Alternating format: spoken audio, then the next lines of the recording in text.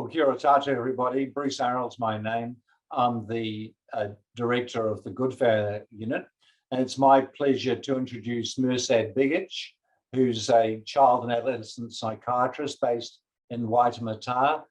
He's a consultant psychiatrist with extensive experience in working with young people and families in a variety of specialist services, including adolescent mental health teams, child and adolescent mental health teams, community and residential eating disorder service. He's also director of advanced specialty training in child and adolescent psychiatry for the North Island. And tonight he's going to be talking about eating disorders and ADHD, both of which are conditions which we have to deal with, and there are some issues and challenges with that. So I'm really looking forward to his talk tonight.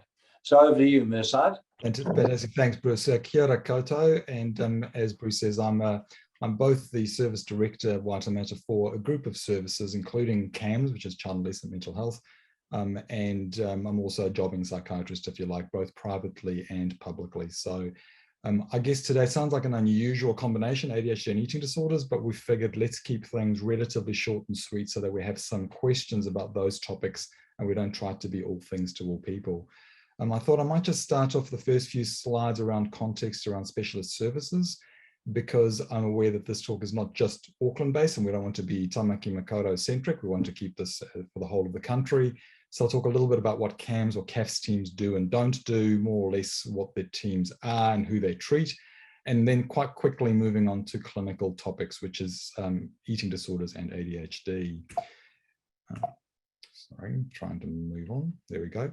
So in terms of context around mental health within New Zealand, I guess this is not news to this audience, is that there's a growing demand for mental health services. And that's not just specialist services, that's also for primary care and sort of, the old figures used to be the top 3% were, of people had serious, severe mental health issues, up to about 8% moderate and up to 15 to 20% mild. So that's quite a large portion of the population. And as you can see from this graphic, the population's growing, but specialist services funding really isn't growing. In terms of CAMS, so CAMS are Child and Adolescent Mental Health Services, and that's a specialist mental health service. Some parts of the country call them CAFS teams. And really what they are is specialist mental health disorder services rather than general mental health services. You really need severe psychological distress or signs and symptoms suggestive of these disorders. And this won't be news to this audience. That would be anxiety, eating disorders, psychosis, and I guess severe mood disorders. The other prerequisite usually for most CAMS teams is that there needs to be functional impairment in more than one area. And particularly for young people, that will be usually school, family, or one of those sort of domains. And that's, I guess that the problems have not resolved with primary care input. And that's tricky because primary care input very often falls to this audience, and that might be GPs, practice nurses, and sometimes within the school setting, because I suppose there isn't a well-funded, well-resourced primary mental health care service in New Zealand. It's a little bit hodgepodge in terms of what you get depending on where you are. Hopefully that will be expanded over the next sort of 10 to 20 years. So in terms of services that we wouldn't offer, that's if the disorder is conduct disorder, elimination disorders, intellectual disability, learning difficulties, grief, and sexual abuse. And I think most of this is because the funding is accessed via other services, or other services have been resourced to provide the input for this rather than the CAMS teams. So really, in essence, we tend to treat anxiety disorders, mood, psychosis, eating disorders, and that depends on the area. And again, I said, depending on the service, some places will treat ADHD and oppositional behaviors, and some parts of the country, mental health services won't. You access that through pediatrics. Similarly for autism spectrum disorder. Conduct disorders, and I guess this is when, in terms of if you're seeing young kids that are doing very severe antisocial acts, violence, etc., it often sounds a little bit mean or churlish to say ring the police and oranga tamariki, but it's not just about us saying, you're a bad parent and you need to have your child taken away. It's because the funding for specialist input occurs through those services. Organizations like Youth Horizons Trust provide intensive behavioral support for conduct disorders. That's something mental health services don't do. I think the alcohol and substance misuse, people would know that CADS tend to focus more on that, and sexual abuse is ACC. One of the things I thought briefly to say that we can't do is we often don't have full psychiatric assessments for everyone coming in, and that's around resources. We often have 2 or 3 psychiatrists for example, the whole of the North Shore and up into Rodney. Supportive work, not so much in terms of counselling. Sometimes we get referrals for counselling or for case management, which we wouldn't do unless the young person has a severe mental health disorder. Occasionally we get referrals for care and protection, sort of, parenting capacity and neglect that, can this person parent, which again is not appropriate for our services. We aren't a statutory agency that has any ownership in terms of that or guardianship or any of those sort of custody issues. And as I mentioned, not so much grief or trauma work either. A couple of last slides around CAMS teams. People may have heard of something called CAPA, and it's an approach that many CAMS teams use. So what it stands for is choice and partnership approach. Effectively, a choice appointment is an assessment come triage appointment face-to-face. Out of that, what happens is either the person gets directed into a community agency that might help, or comes into what's called a partnership, which is a negotiated episode of care with the CAMS team. And we say negotiated because there need to be clear goals around what we're trying to achieve with the person. I know that some GPs in particular have come back and said, so, I've got this letter about a choice appointment. What is that? So this is broadly what it is. And somewhere around 80% at the moment of CAMS and CAFS teams around New Zealand are using this model. It's gradually had quite an uptake over the last 10 years. Most of them will offer, as I said, a choice appointment, hopefully relatively quickly. The goal is to try and get this within 3 or 4 weeks, which sometimes is pushed out. And as I mentioned, sometimes it's resolved at choice, or we organize a partnership, which is an episode of care. In terms of clinical issues, I hope that people are familiar with the Auckland Regional Health Pathways. This is a bit of a screenshot of what it looks like when you go into it. I might just click into it just in case people aren't familiar. So if you do go into, oh, no, it doesn't want to let me in because I'm not at work. I won't do that. So really, if you go into the child and youth portion of it, not the mental health portion, under that you find child and youth mental health, and these are the topics you can actually click on in terms of resources, referrals, etc. I'll go into clinical, oh, hang on, there we go, eating disorders. So if we focus on the first disorder we were going to talk about today, which is eating disorders. So the red flags are sudden rapid weight loss, inability to eat or drink, and medical instability.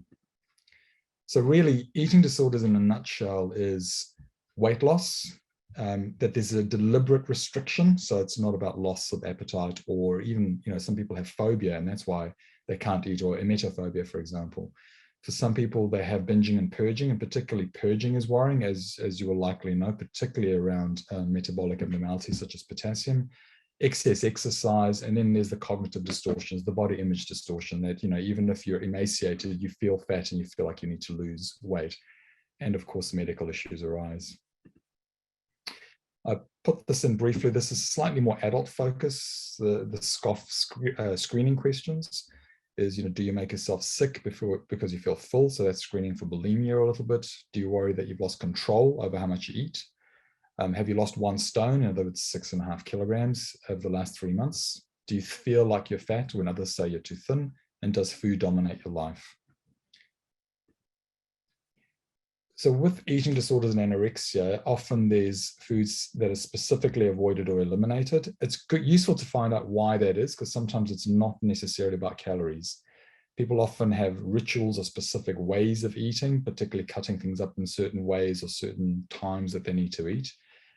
Do they feel guilty about eating? And one of the big things is what's the current weight and what's the person's highest or lowest weight. Sometimes that weight trajectory is absent when we get referrals in particular. A question that I've a couple of questions that I've tended to ask over the years when seeing people with eating disorders is, where do you want your weight to be? And I know that sounds a bit strange, but very often they'll say, well, I weigh 55, I want it to be 50. And then, when it gets to 50, they want it to be 45. And it's that sinking lid. And sometimes I ask that question because people think if I only get to X weight, I'll be happy, but you never actually get happy. You get less happy and the distortion gets worse. The corollary to that, I guess, is where do you think your weight needs to be? And that can challenge people because that's a little bit about where do you think it needs to be healthy? And sometimes people reluctantly admit, well, actually, I know my weight needs to be 60 or 65, not where I want it to be. We'll often ask about the trajectory, particularly over the last, as I said, 3 months. And one of the big warning signs is if there's a loss of 4 kilograms or more in 6 weeks, that's usually concerning, mainly around medical instability. And as I mentioned, instability is more related to the rate of weight loss rather than an absolute BMI. So when I've treated patients in eating disorder services, I've seen people walking around with BMIs of 11 or 12, medically stable for many, many years. And I've seen people medically unstable with a BMI of 17. So it can vary that greatly. In terms of binging, that's another symptom that's interesting. So binge is really defined as a large amount of food, feeling out of control and eating it in a short time. Very often if someone is anorexia nervosa, they'll come and tell you, I've been binging. But when you ask them what it is, they may have had a sandwich, for example. So a subjective binge in that instance is eating more than you'd like to eat and feeling like you've binged, but it's not actually a binge. Purging, everyone knows about vomiting and that form of purging, but laxatives and diuretics are also really important to ask for. Sometimes you ask that question and people say, yeah, I take 40 Senna a day, or abusing lactulose and various others. The other interesting question is what the function of purging is. Often we assume that it's about expelling calories, but very often it's also a coping skill, a little bit like self-harm is. So people will say that I feel better emotionally if I purge. Which is important because if they stop purging, often you find mood starts to dysregulate. Asking about excessive exercise is useful, especially about why they do this. Is it about burning calories?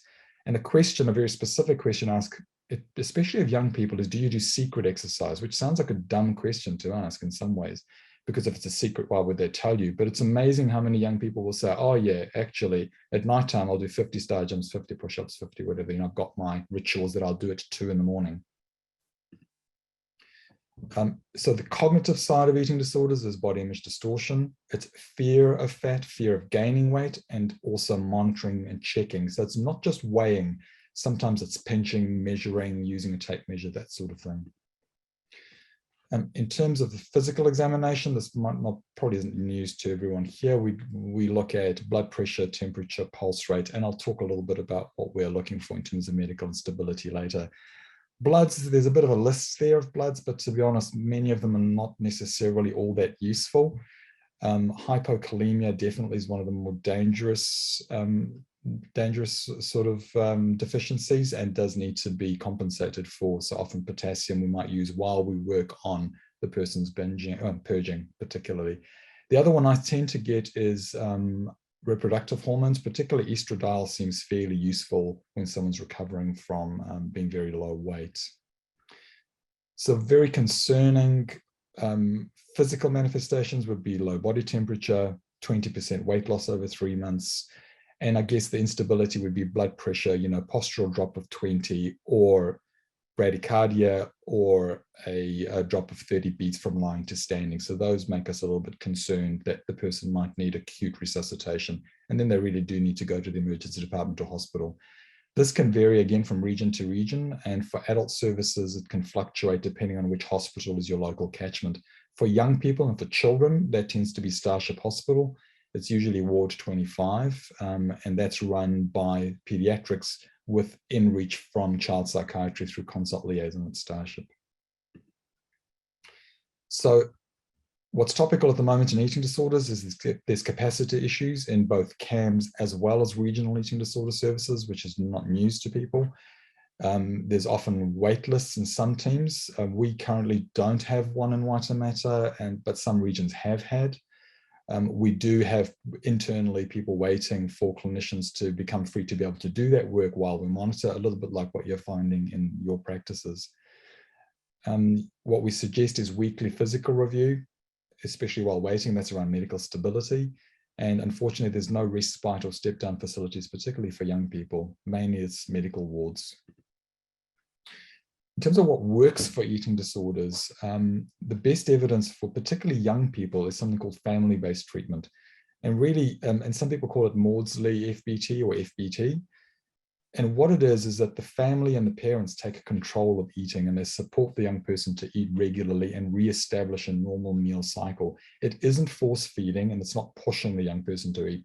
But I think Bruce mentioned there was some of the concepts like hospital at home, for example, where you can't do your usual activities, you have to be at home and you have to eat regularly to be able to engage with life again. And there's an expectation that you both eat regularly and you weight recover. So we talk about weight recovery and restoration rather than weight gain, because as soon as you say weight gain to someone with anorexia, that doesn't go very well. There's not very much evidence for individual therapy. So people think, well, why don't you just do therapy to change the cognitive distortions? It doesn't really work, is what we've found. There needs to be a behavioral change, and there needs to be regular eating, limiting exercise, and there needs to be weight restoration. The other thing that's quite frustrating is even when people do physically recover, there's a delay to cognitive recovery. Often the anorexic cognitions get worse during that recovery, and then there's a delay often of a couple of months before those cognitions start to improve. So very often it's quite a distressing process getting treatment for anorexia nervosa. One of the things I mentioned earlier when Bruce and I had a bit of a chin wag was it's always a bit of a warning bell for me if the young person is super happy with how their eating is going, and when I'm reviewing them, I usually know there's something going on that's not conducive to them recovering, either weight loss or water loading or purging or something. So it's not that the goal of treatment isn't distress, but if someone's really happy with how it's going, I get a bit concerned about that. So if you're unable to access specialist support, which is happening a lot around the country in terms of wait lists or no local resources, you know, a lot of people in primary care are monitoring the physical state. Sometimes when that happens, some of the unhelpful things to say, and I've done this myself, is, oh, you look healthy, you look well, your bloods are stable. To someone with anorexia, that equals you're telling me I'm obese and I'm fat. And so it's a very delicate balance in terms of what you're saying and what they're actually hearing. I usually emphasize that, yep, even though your bloods look okay, actually you've lost 20% of your body weight, your BMI is low, you've stopped menstruating, which means you're not laying down, mineralizing your bones, there's an effect on fertility, you may land up in hospital if this keeps going the way it's going. So I know it sounds like you're amping things up, but in some ways that's useful because it can mobilize often the system around the young person to go, okay, we need to do something to change this behavior. We can't just sit and wait while this deteriorates in front of us, the situation deteriorates. So as I said, I outline the dangers of weight loss and actually make it quite explicit that medical stability might ensue.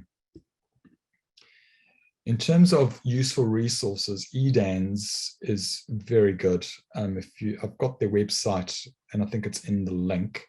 They've got a lot of family guides and what families can do in terms of supporting a young person to eat, including what they call the feast guidelines. But the EDANS carer pack is really helpful. And they'll talk parents through some strategies and skills of how do you get the young person to eat and what to do if the person's getting distressed. And, you know, a few of the things that we would do in a specialist service. The other useful resource is the CCI, the Center for Clinical Interventions. And they have a whole host of topics, not just mental health. There's all sorts of health topics. So if there's difficulties with, for example, sleep or eating, but, you know, fussy eating, etc., there's a lot of resources on there. And I've put the link in there, which probably I'm guessing won't work for me right now.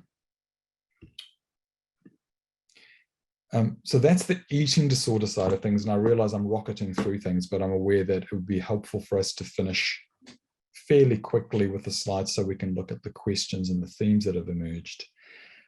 In terms of ADHD, I guess the estimated prevalence in this country would be somewhere around 3%. And I always say that we're sort of the Goldilocks zone between the States and Europe. The States would say 10% and Europe would say 1%. And we're somewhere in the middle, somewhere around that 3 to 5% mark.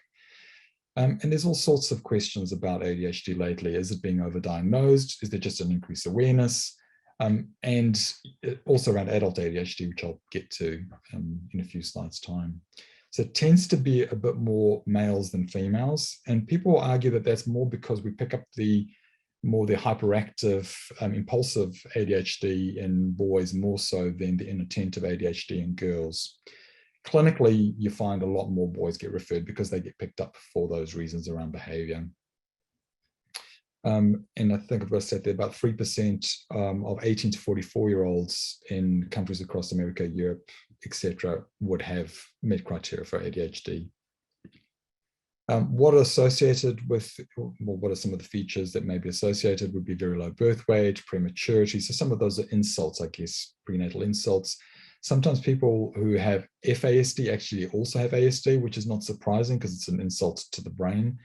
And there's some factors like cigarette smoking and certain medications that might lead to a slightly higher rate of ADHD, but not nutritional deficiencies, etc. Even though some people swear by, magnesium, zinc, etc. And I say there's no problem with doing that. There's not a huge amount of evidence around that or around colorings, etc. There's some mild evidence that maybe changing some of those things might help, and even some of the high-dose fish oils, omega-3s, etc., could be somewhat helpful. So in terms of the DSM, which is the Manual of Mental Health Disorders, there were some changes in ADHD in the diagnosis. In the past, you had to have symptoms from before the age of 7. Now you can have symptoms before the age of 12. So they've softened that slightly because they figured it's very hard to get that history before the age of 7, and we are missing some people. They've also decreased it to 5 of 9 symptoms instead of 6, so slightly less than it was before. And I've put for comparison what the ICD, which is more, I guess, the European classification, talks about in terms of ADHD.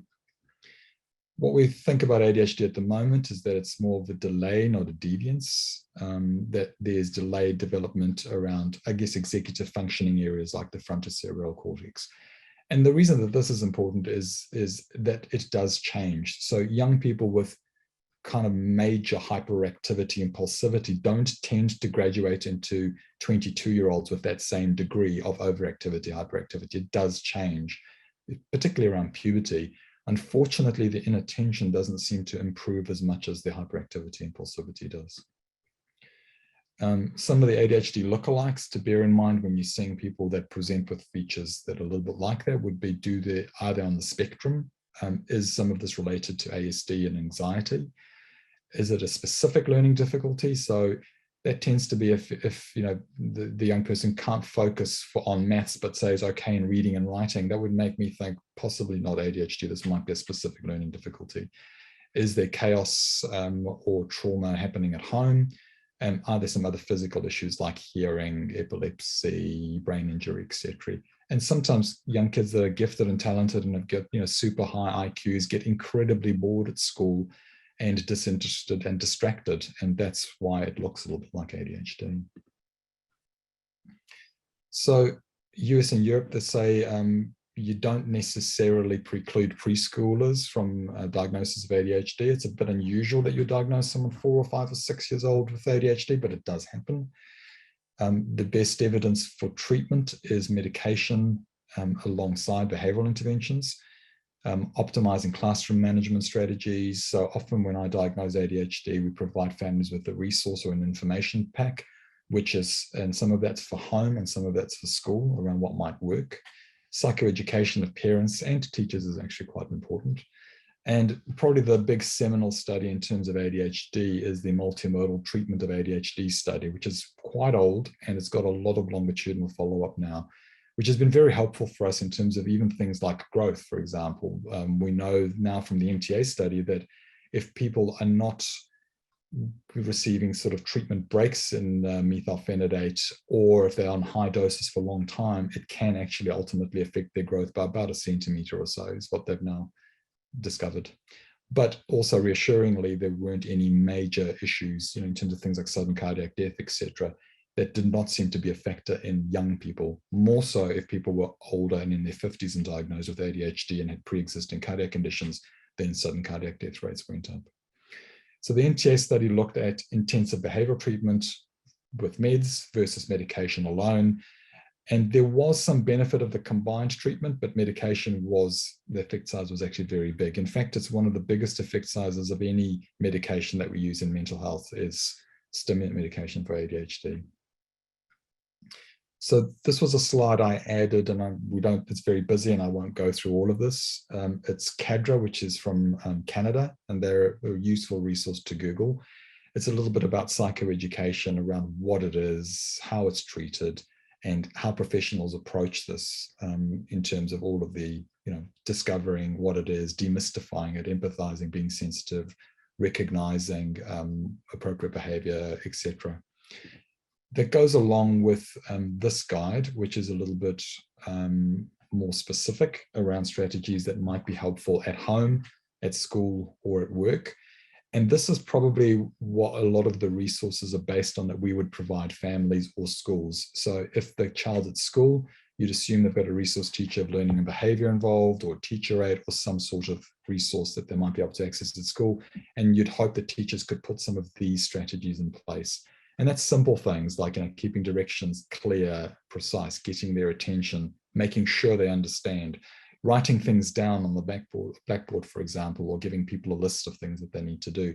So these are more the environmental, psychosocial interventions that might help rather than medication. I have a lot of families where I'll see them, I'll diagnose ADHD, we'll provide some information, they'll choose not to do medication. They will go off and actually have quite a lot of success with this, sometimes for long periods of time.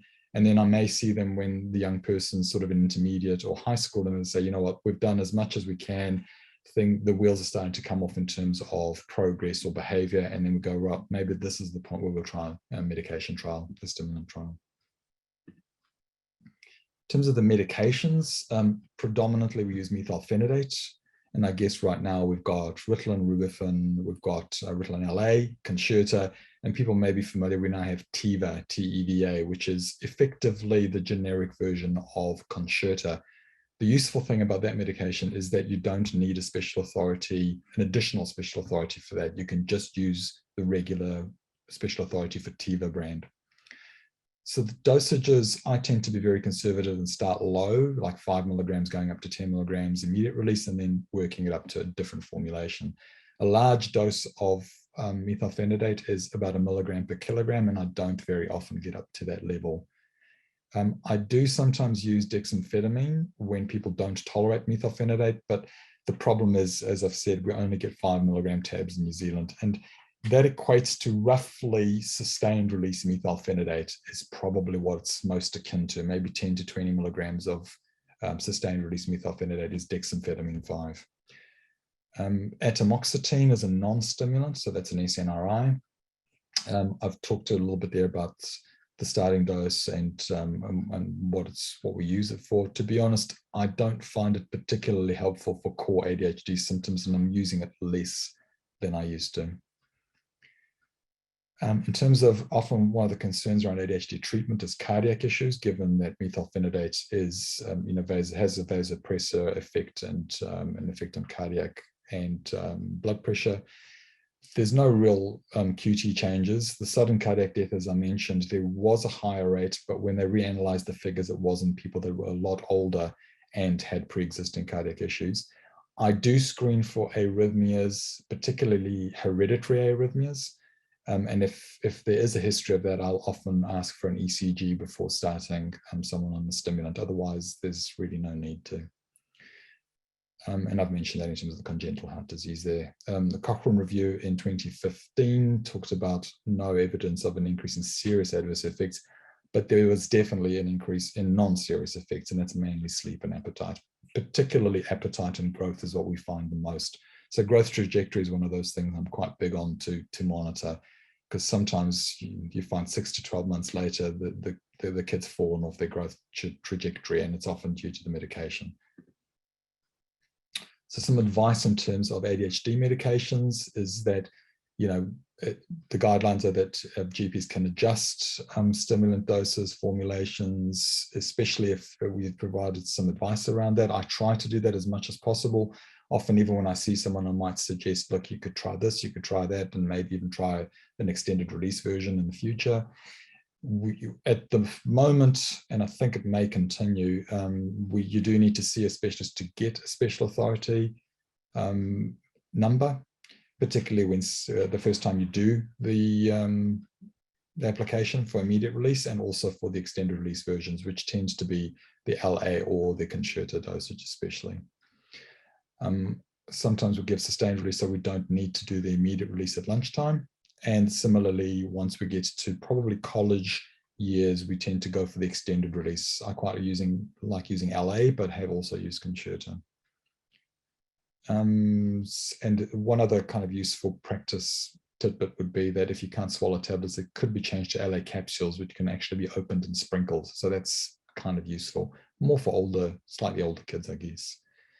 And I've mentioned that Tiva is a bit like concerta, and it's generic and it's now funded. So renewals are every 2 years. It can actually be renewed through a GP if you've had advice from the specialists. Most of us are now quite happy to have either email discussions, or that's the written, I guess, consultation, especially if it remains well tolerated, there are no concerns, and you feel it remains appropriate. We don't necessarily need to see them in clinic to do that bit of it.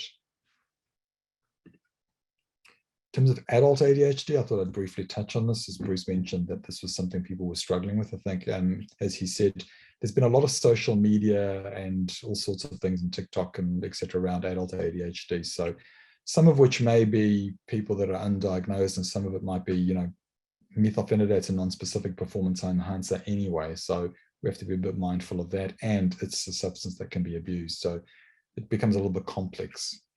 So there's quite a strong heritability in ADHD. So I often see this is that, I'll see 2 kids that have ADHD, and you sort of know that either mum or dad has ADHD when you speak to them.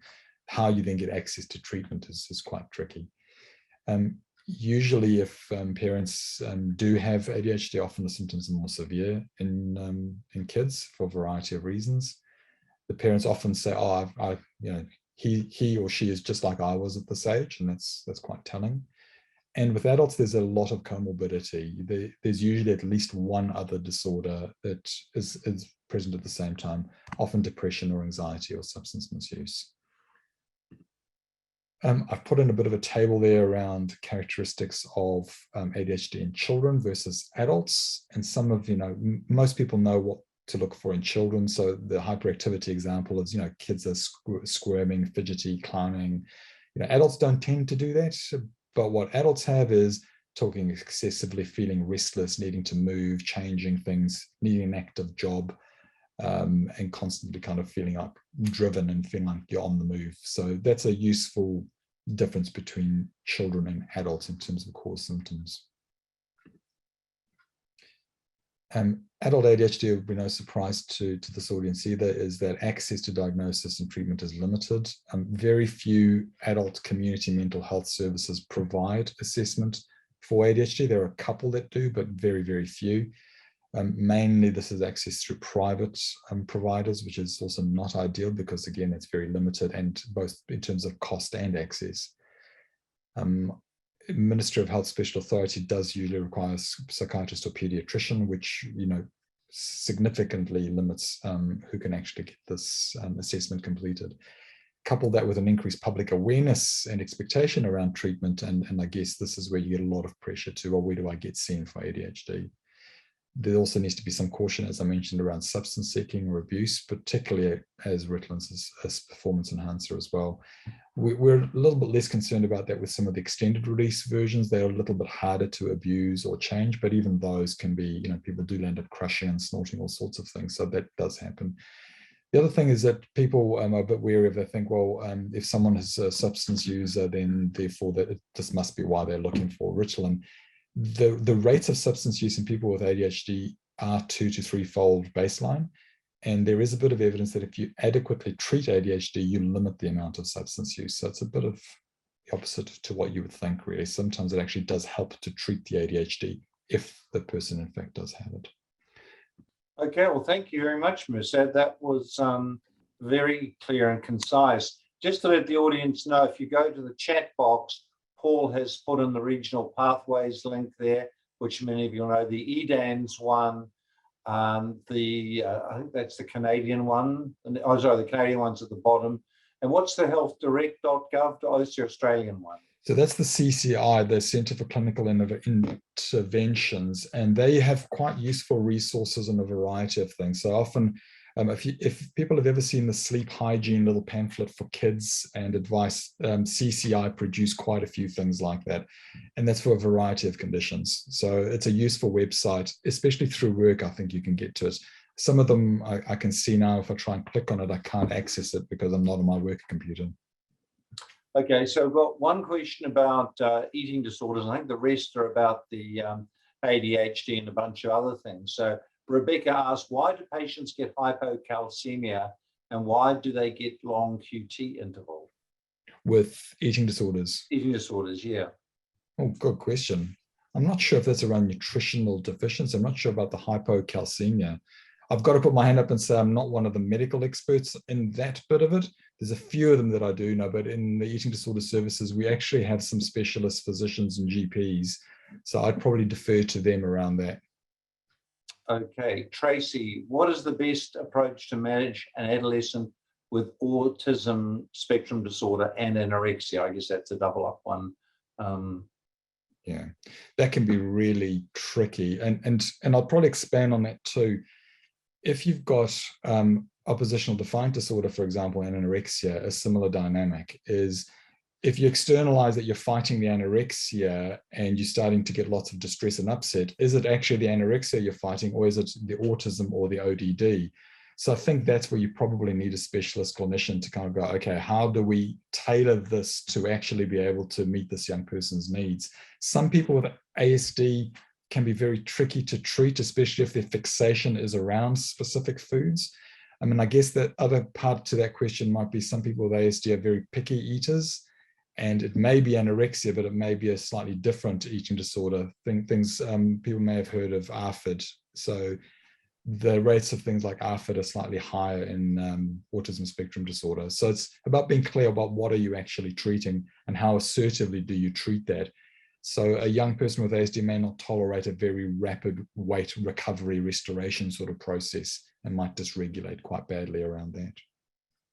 Okay, this is an anonymous one. I don't understand why many children with ADHD are only medicated Monday to Friday, term time only. What's the pros versus the cons? Sure. So one of the things that I speak to parents about regularly is that stimulant medication is a symptomatic treatment. It only works for the duration of when the medication's there. So we say, let's treat during school hours to maximize educational trajectory, but not on the weekends. The big reason for that really is appetite suppression and growth, because there's a bit of evidence that drug-free periods and holidays, be that weekend or over December, January, might maximize growth trajectory so that we're actually minimizing harm is probably the big thing. Having said all of that, there are quite a few families that will actually have the medication 7 days a week all the way through the year, especially if the child is hugely disruptive, dysregulated, and having big problems. We then often say, well, let's be pragmatic about this. Let's just do this every day as long as growth is maintained.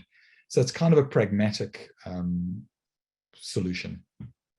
Yes, I've certainly had some wonderful responses to Ritalin. I've literally had parents say, I've got my child back, a 14-year-old who's just going off the wall, and they go back to school and the teachers are happy with them. I mean, it really is, I don't think we should be scared of Ritalin. And the other thing is my understanding is you see the response pretty quickly. Like if it doesn't work within a couple of days, it's probably not going to work. Would that be true? Yeah, so I'm very conservative when I start the medication. I often say to parents, look, the initial dose that I'm going to use you won't notice anything, but I'm just testing out whether they tolerate it, and then we bump it up, and then very soon you know whether it's working or not. It is pretty much on and off.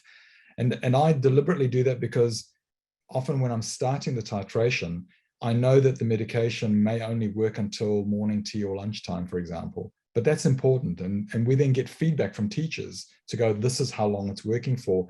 and then we carefully titrate to get it working until the end of school. So you're very deliberately trying to get it to work until the end of school. Once you get to sort of 15, 16, 17-year-olds that are doing NCA, etc., and they've done a lot of their growing, that's when we then expand to the extended release, which may work more until sort of 4 o'clock or even later for some young people.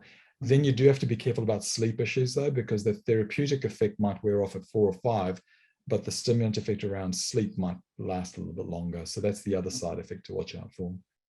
I'm always surprised that school teachers aren't more onto this. You know, you sort of think they must be seeing a lot of kids, like there's a bunch of normal ones and there's a one or two that are wrecking the joint. You think they would, you know, suggest an assessment sometime. I'm just surprised how long the parents can be put up with this, you know, and I'm just surprised that teachers don't have a lower threshold for saying, well, go and get them assessed, you know. Yeah, it's interesting because initially, many years ago, we had that problem where it was almost like we don't believe in ADHD came through quite a lot, maybe 15 years ago, and I often said, well, it's not really a belief system; it's really around a disorder, and can we do something to help? And very often schools would say, oh, it's about the parenting, it's about this, it's about that, and let the kid really not succeed at all. And so often we'd see them a bit of an ambulance at the bottom of the cliff. Thankfully, that's changed a bit, and a lot of the teachers now do have a little bit more of that sort of mindset to screen for that and kind of go, hey, this kid's a little bit different and they seem very impulsive and they don't seem to focus. Maybe we should get them assessed. Yeah, no, that's good. Another anonymous questions here. Uncertain whether this might be covered, but I appreciate guidelines around the modification of different doses or choices of stimulus preparation to minimize the guessing game. Is there, I guess, a resource? In terms of the which stimulant to use and which formula? Yeah, where to start and what dose to start. Look, I mean, I can briefly talk you through that. The problem with it is that people metabolize these medications very differently. So you'd sort of think, you know, an immediate release would work similarly in most, say, 6-year-olds, for example, but it really doesn't. I've had some kids that age where what sounds like a sniff of immediate release methylphenidate, 5 milligrams, so that's literally half a tablet, actually lasts them the whole school day. So I've had, admittedly, maybe only 2 or 3 cases like that. The vast majority, you need more. So I usually go for, firstly, a quicker release formulation, increasing it to effect, and then getting feedback and then adjusting the formulation according to that. So I'll go immediate release, then to sustained release. The problem with that is that there's only a 20 milligram sustained release tablet, which is unhelpful. And then following that, extended release. I won't tend to use extended release in anyone probably under the age of maybe sort of 11 or 12, not usually. It tends to be more for the college-aged kids because you take it in the morning and it works throughout the day. So there isn't really a shortcut around that. It's really that there's 3 versions: immediate release, sustained release, extended release. You mentioned that about the Ritalin LA being able to use break the capsule open. Is that another option to get an intermediate dose of a? So the LA is the same as the sustained release, is it? Or it's longer. So the LA kind of mixes in a little bit of quick release and a little bit of a longer acting version of Ritalin. But the good thing is that you can sprinkle it. There is, and I think the immediate release, there's one of them that can be crushed as well. I think it's the immediate release 5 or 10, but not the sustained release. Okay. So there's, you do get those questions when you get quite young kids that have got, you know, fairly good going ADHD that don't want to take tablets. And I had one of those recently. The other issue was the younger you are, the higher the chances of adverse effects. I've mentioned eating and sleep, but one of the big adverse effects in younger people is something we call end of dose deterioration or mood lability. So some kids will be perfectly fine at school, and then you find at a certain time in the medication, especially if the peak is coming up, if the peak, you know, it's how steep the curve is, they can get very ratty, irritable, labile, tearful, just for an hour or so, and then it kind of wears off. But that can be pretty distressing for parents and for the young person. So I watch out for that one as well. For some kids as well, if they've got comorbid anxiety or other issues, it can wind them up. And the question around, say, ASD and ADHD, sometimes kids with ASD don't tolerate this medication as well as other more neurotypical kids do. I think it was Professor John Wherry from Auckland who did some of the original work at McGill, wasn't it? It actually, that's what shot him to fame. He did, yeah. John, I sometimes roll John out to talk to our trainees. As long as it's early in the morning and he's feeling okay, he's brilliant. And he'll talk a little bit about that, yeah. Yeah, no, he's sort of one of the characters, isn't he? He sometimes comes to our departmental research meetings, which is, he's really an icon, isn't he? He is, and in terms of conduct disorder and some of those disruptive behavior disorders, he was quite a pioneer in some of that work as well. Yeah, yeah.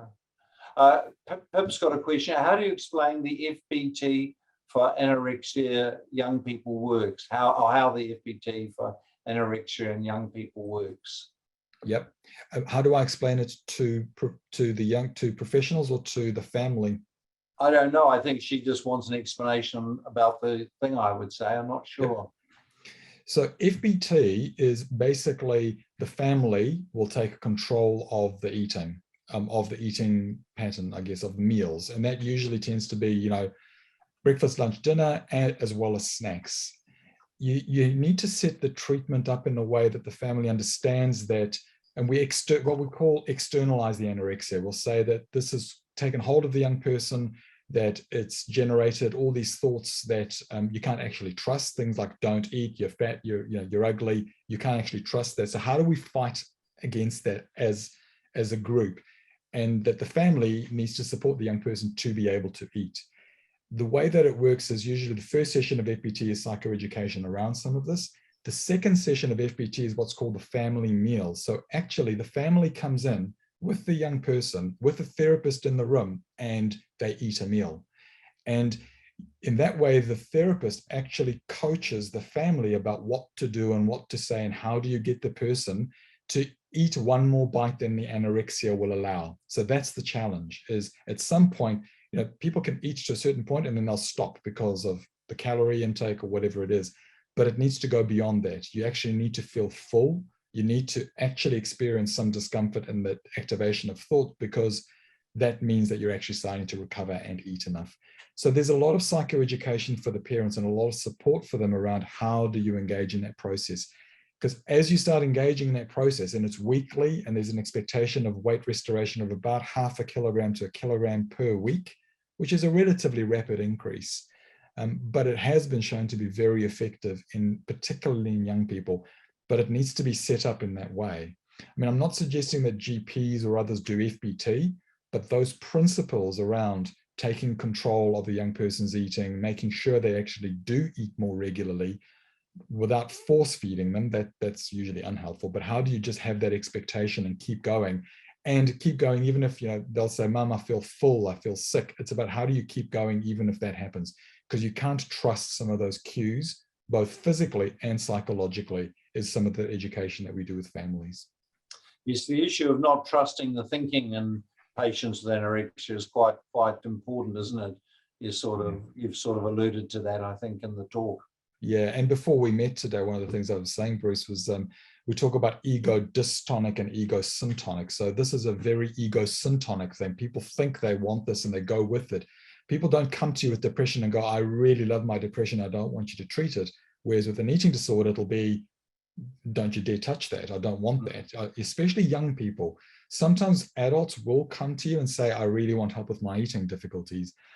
I see adults and young people when I wear an eating disorder hat, and it's a slightly different dynamic. But young people very often are not particularly concerned, don't want to change anything, and everyone else around them is worried. It's a bit like the manic patients, and rarely present themselves to hospital, do they? Exactly. It's everyone, it's everyone else where they're destroying their lives that will take them to hospital. It's right. A similar sort of thing with an eating disorder. Yeah. And the worst thing about it is that some of the particularly young women that we see will be the captain of the athletics team and the cheerleader and the ballet dancer and getting excellences for everything, but they're barely medically stable and they're just about to drop dead, but they push themselves to keep going. So it's a very serious disorder, but they look at the surface as if they're functioning, but actually aren't. And the long-term consequences I know somebody who's in their 70s who had an eating disorder when she was younger, and she's literally had this vertebral collapse and now got a terrible scoliosis. She looks like she's about 95, Yeah. and she's actually in her early 70s. And we wondered whether this goes back to the eating disorder days. Well, she had bone scans as an adult, and they were okay, but something seems to be amiss there. Do you know much about that going on into very much adulthood? Older people and bone disorders, osteoporosis. So what I've been sort of taught around this more from the physician colleagues that deal with eating disorders, they often say that there's that critical period from when you're sort of, particularly as a young female, from say maybe 14 or so until your early 20s, where if you're not menstruating and you're amenorrheic, that if you don't mineralize or lay down bone at that point, you will never get the density that you should have. I sometimes use that with young people when I speak to them, but to be honest, they don't care when they're 15 about that. No. The parents do, but the young person doesn't. Or effect on fertility, or effect on all of that. But I also have seen adults in their sort of 50s, 60s, 70s with chronic anorexia. And as you say, they often do have that. The other thing that people don't realize is that in terms of mortality from both suicide and physical issues, it's probably the worst mental health disorder in terms of the statistics. It's the leading cause of death, I think, of young women, isn't it? Yeah, and that's because of suicide and physical causes, both. So some of the many of the deaths that I've had, the unfortunate deaths that I had in the last 10 years, quite a number of them were eating disorder or former eating disorder patients. No, it's a tough game. Here's a question, maybe more for a pharmacist than you, but you may know the answer. So we need to get specialist approval for subsidy, but can patients just pay for it if we write a prescription over the counter, buy it pay for it themselves? I think the narrow answer is yes, I think they can. I've only just recently realized that you could, if you still need a specialist authority, the Ministry of Health, the triplicate thing. But I guess if they pay for it, you could. People may ask questions about why you're prescribing it. As long as you can answer that's fine. I have heard. I guess my take on that would be, well, let's try it. If you think it works, then we can get you back through. Then you're probably happy to pay a psychiatrist to get the subsidized version. And if it doesn't work, I've had a 50-year-old who I didn't think had it. He scored fairly high on the adult form, but when he took it, it said he didn't make much difference. So that would have been a good situation to, and he had a reasonably successful business. So it all sort of didn't add up very much. It's how much of the, where's the functional impairment is usually what I ask, because ADHD, the last D is disorder. So you've got to kind of ask, so where's the disorder in this? Is this just a function? Are you on the normal curve, just slightly more towards the inattentive side of things? Or are you 2 standard deviations beyond and actually have a disorder and it's impacting your life? And that can be a tricky question. A question, why are GPs not allowed to diagnose and initiate treatment for ADHD? Good question. I mean, I sort of, I've had this discussion today with one of the service clinical directors of some adult services, and we were saying, I asked that exact question, and she was saying, well, it might be a little bit unfair to ask that of GPs at the moment, given how much comorbidity and how tricky it can be to diagnose right at the outset. And I guess that's around substance use disorders, depression, anxiety, etc. But if you had a pathway or process where you could support people and consult around that, I would have thought that would be a good way to do it. There are some models more in child and youth, I think. I think David Coghill might have done this in the UK, where you'll have a specialist run clinic, but you don't have to see the specialist. There'll be a lot of nurse practitioners, GPs, and others with expertise in ADHD. You'll do appropriate screening and screening tools and assessment, and then you'll have an MDT where you'll discuss, okay, let's start this person, let's do that person. And it's a way of spreading that resource, I think, in quite an appropriate way, that you get more people treated rather than high-cost specialists that we have to access for the diagnosis. Yeah, and I'm sure we could industrialize the process with appropriate criteria and following the pathways and that sort of stuff. Okay, when can adults get review medication for ADHD and change meds as they are no longer eligible to see pediatrics? So this is when the kids become adults. So really good. I mean, good question in terms of the special authority. It sounds. I think you said you have to get a letter from the psychiatrist. Yeah, I mean, ideally, I do that for kids that I've seen even when they're adults. I'll often have an email or discussion with the GP to say, yep, sounds good, sounds appropriate, just renew the special authority. But technically, I guess, pediatricians are not going to want to have a bar of that. And many psychiatrists in the public sector, if they only go to 18, you're not going to want that later. There's two bits to that is I think some people end up seeing private psychiatrists for reviews. Some people don't see a psychiatrist, but people tick off that they've talked to a psychiatrist, which is probably not ideal, but that does happen. And a lot of people stop taking the medication. That's the other thing that isn't as well publicized, is not everyone keeps taking it. People learn how to manage aspects of particularly their inattention and ADHD. So I find quite a few people, once they hit college, start to come off it. Well, maybe once they're finished, I mean university, not college, actually start to come off it. But it's a good question because the resource isn't there. I think many of the PCL teams within adult services would probably be pretty pragmatic around that. I would have thought a discussion with people like, I know Cheryl Buhay as in Waitemata, I think would be pretty pragmatic about that. And if she had a discussion with a GP who knows someone well and said, this still remains appropriate, I think they'd be fine to say, yep, let's continue with that.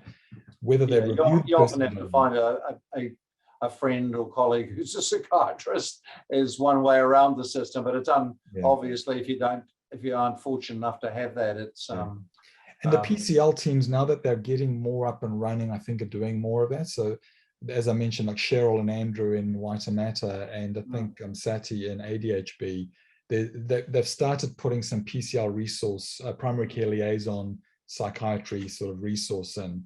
So that's kind of helpful. So I would have thought the PCL team might be good to ask, because you don't necessarily need the person to come into a mental health team, but you need a specialist to talk to about their medication. Yeah, no, I think that would be great. So let's industrialize ADHD.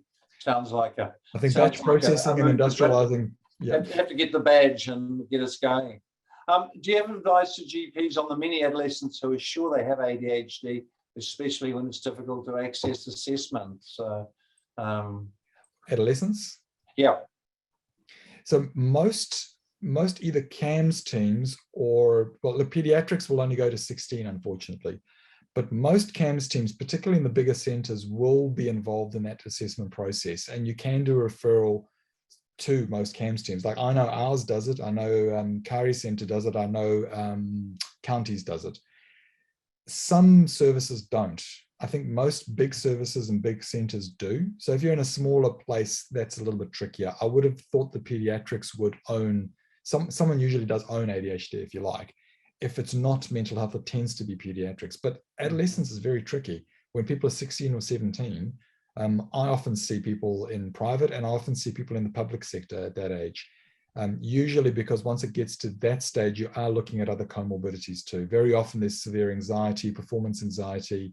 Young people start to integrate feeling, I can't do this, I'm stupid, I can't do the work. So you often find there's what we called secondary disability. So you have ADHD that's lifelong, but then when you hit puberty and adolescence, you start feeling like I'm dumb, I can't do this, where you're not.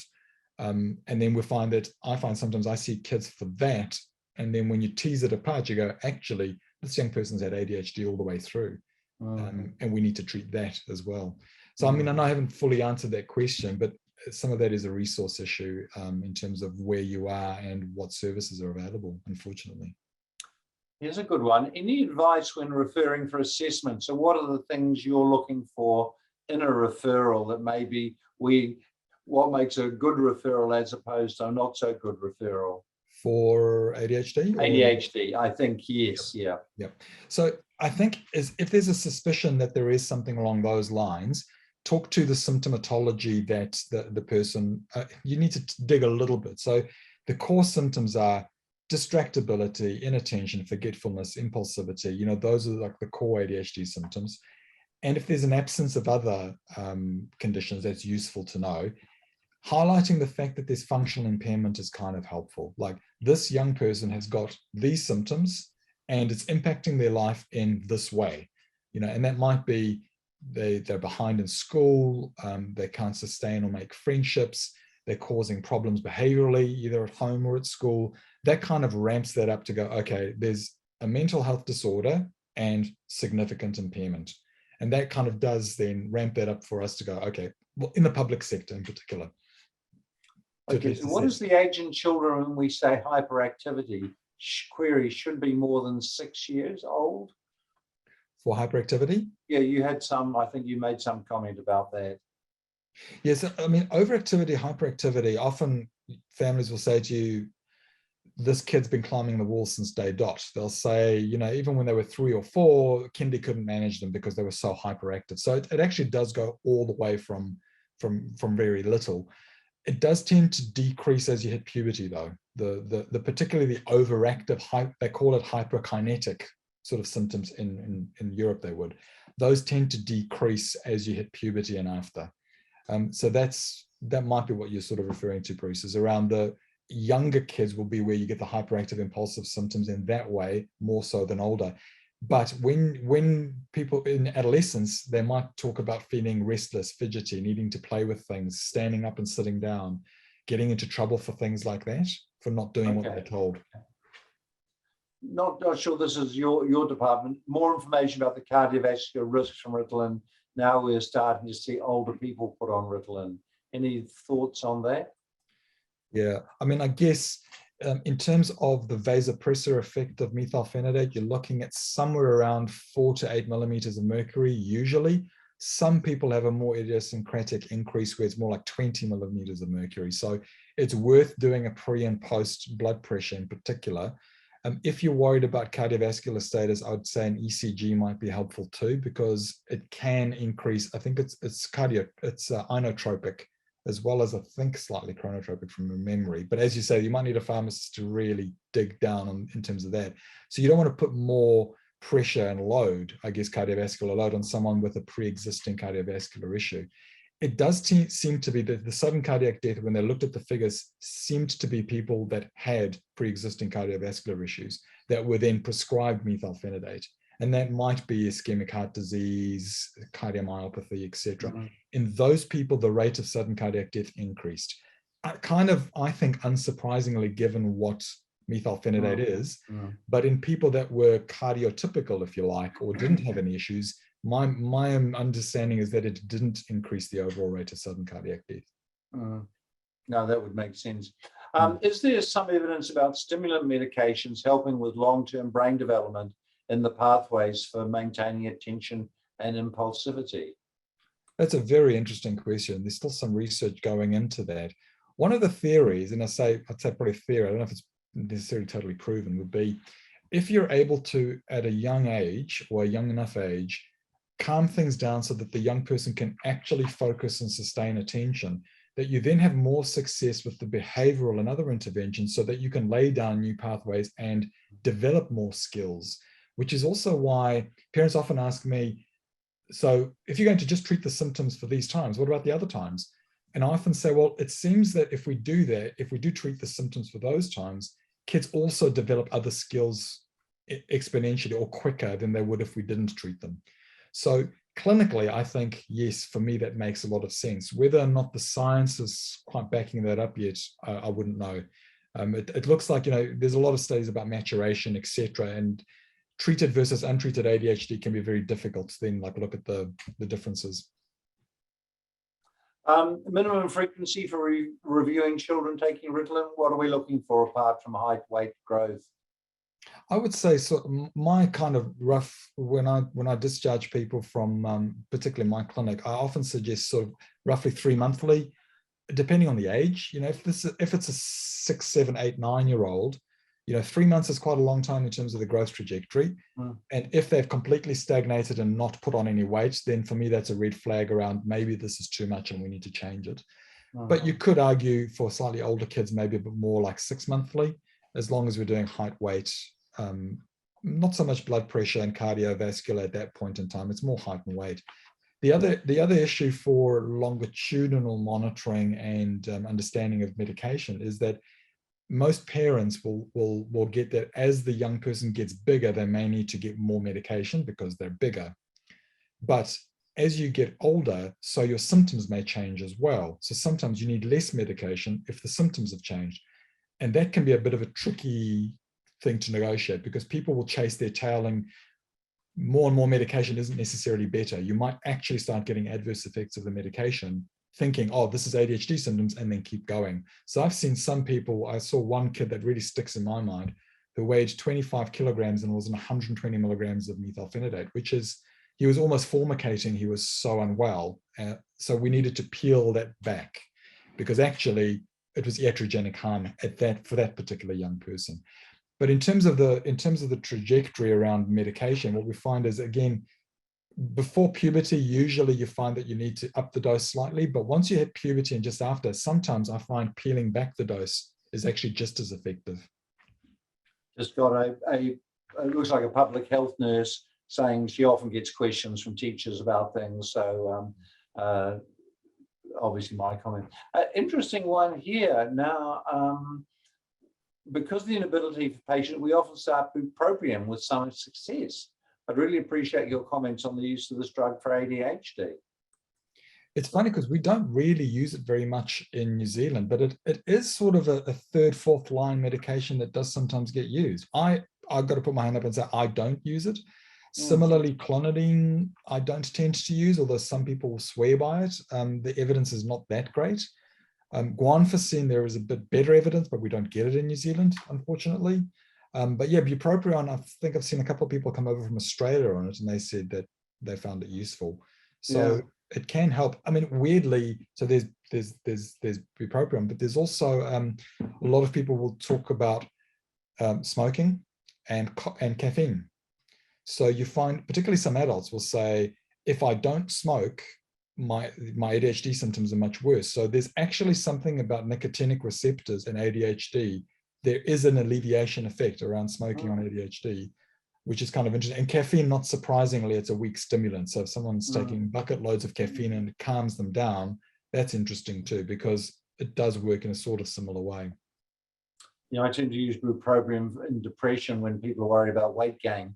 So that's, but that's all off-label, and I think that's what's called Section 28, isn't it? You have to let the patient know that, you know, this is used by some clinicians, but it's not. Which would be similar for ADHD, even though in other countries some people might be using some of it. I went to one of those masterclasses in the UK a few years ago on ADHD, and yeah, I wasn't overly impressed with bupropion. It seemed to work for some people, but the stimulant effect size is still by far the greatest. So I find that I tinker quite a bit with methylphenidate. If that doesn't work, I'll tinker with dexamphetamine as much as I can. Even atomoxetine, which has probably got better evidence than bupropion, I just don't find it does as good a job. Okay, would you advise Ritalin use if you know a cannabis uses, if an adolescent uses cannabis? If they've got ADHD, absolutely. I've had parents ask me this. They were saying, well, aren't you giving them a substance of abuse while they've got an abuse problem? With some of them, you actually find that you decrease the reliance on things like cannabis or vaping or smoking if you actually use methylphenidate. I had a young boy a couple of years ago who was using large amounts of nicotine vape plus cannabis, and when we treated his ADHD, that all melted away. He doesn't do any of that anymore. Yeah. So it's not necessarily that you're amping that up, but you do need to be convinced that the person has got ADHD. Okay, it's a question here. In adult ADHD, does treating the ADHD with stimulants tend to reduce the comorbid anxiety? It can do if the anxiety is related to performance in particular, and sometimes it is. Sometimes people feel like I can't function at work, I can't cope, I can't manage.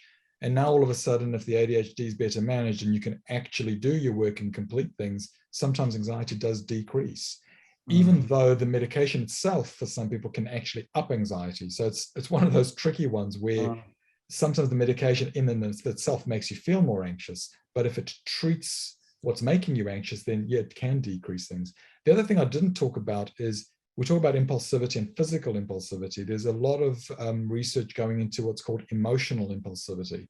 And that is probably in adolescents and in older people, particularly with ADHD, is that it can tone some of that down, sort of the very big explosive reactions that might actually get toned down with the use of methylphenidate too. Here's one pulling the two topics together. What's your advisory medication for a patient with both ADHD and eating disorder? I was asked this exact question by a psychiatrist, an adult psychiatrist, earlier today. So I've got probably about 5 to 10 people where that's been exactly the case. Usually they haven't had ADHD and then developed an eating disorder. It's usually the other way around. They've had an eating disorder, has been treated for it, and then it emerges that they've got ADHD. My expectation would be weight restoration or weight recovery, preferably to 100% weight for height, and that the person has now recovered enough that the cognitive eating disorder, sort of the cognitions have decreased enough that they're actually in what's called phase 2 of FBT, which is when they take more control of their eating. Then we start adding the ADHD medication in, and there's a prerequisite around, we expect your weight trajectory to remain what it is. As soon as there's any hint of weight loss, or that you're using it to suppress your appetite, or the eating disorder comes back, I would tend to decrease or stop that for a period of time, because the ADHD is not the urgent thing to treat. What will kill you is the eating disorder if that recurs. So that's my more kind of pragmatic approach, I suppose. Yeah, I mean, I guess that's an important take-home message. Anorexia is a lethal condition potentially, and Absolutely. okay, so we're starting to run out of time here. We've got lots of questions. So, any role of medications in eating disorders? Short answer is yes, but more as an adjunct. None of them treat the core construct and the core kind of almost like delusional sort of belief. So a lot of people think, oh, maybe if you use antipsychotics, you can soften it. Not really. The reason we use some antipsychotics in eating disorders is more about the distress associated with refeeding in particular. So what people might be aware of is sometimes very low dose olanzapine or risperidone or other medications like aripiprazole are sometimes used by specialist services. And you might inherit patients that are on that. And when I say low dose olanzapine, I mean sort of like 2.5 milligrams once or twice a day, usually around meals. And that's not about stimulating someone's appetite. It's actually about decreasing that distress when they eat, because it activates those thoughts and it becomes hugely emotional and distressing. And some kids will lash out and they'll beat their parents up and they'll run away, and you get some quite extreme behaviors. Sometimes for a period of time, not forever, during that active sort of refeeding phase, I will prescribe, for example, olanzapine in low dose, 2.5 milligrams a couple of times a day. Just a clarification from Rebecca here. Why did you say earlier on that you're less likely to diagnose ADHD in preschoolers, or did you mean you diagnose but don't treat? Yeah, you'd probably be less likely to diagnose in preschoolers, because at some point, I mean, having said that, I've done that. I've diagnosed 4-year-olds with ADHD when you're very convinced by it. It's very difficult to know how much of this is normal and how much of it is their trajectory and will things calm down. For some kids, you just get the sense that it won't, and you can really robustly diagnose it at probably the age of 4 or 5. We tend to use school as a big diagnostic tool, if you like. We like to see, so the family environment is such that there's this interaction going on, and it may or may not be chaotic. So how much of it is that? How much of it is ADHD? How much of it is what's going on there? How does this kid settle when they start school is actually a really good test, because some kids can be absolutely fine at school, but look like they have nightmare kids at home because they're just bouncing off the walls. That's really useful to know, because that suggests in the right circumstances and with the right behavioral approach, actually this kid can settle. So very often, most of the ADHD pathways, like the one that our services run, it's called the attention and behavior pathway. It runs from the age of 5 to 14 or 5.5, because we want schools to be part of the assessment process. We often involve RTLB and the schools in that process. So it aids the diagnostic process. It doesn't preclude you from diagnosing in under 5s though. The other thing is the MTA study went from the age of 6, I think it was, roughly. So the evidence base tends to be from age 6 and up in terms of medication.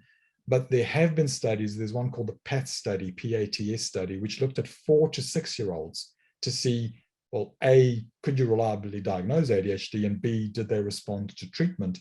And the answer was yes and yes, but the adverse effect profile was much worse in 4 to 6-year-olds. So often that lability and irritability that I speak about it's often pretty marked. So I've had a couple of 5-year-olds that I've treated where we've made things worse by treating them, actually, because they haven't tolerated the medication. Well, we've got through most of the questions there, and we've hit 8:45, so I'll draw it to a close. I'd just like to thank you very much, Mirsad. That was a really interesting evening, and you covered those two big topics very well. I think you've given us a lot to think about. So thank you very much, and just like to thank the audience for turning up and asking questions tonight. And we will close off there. So good night, everybody.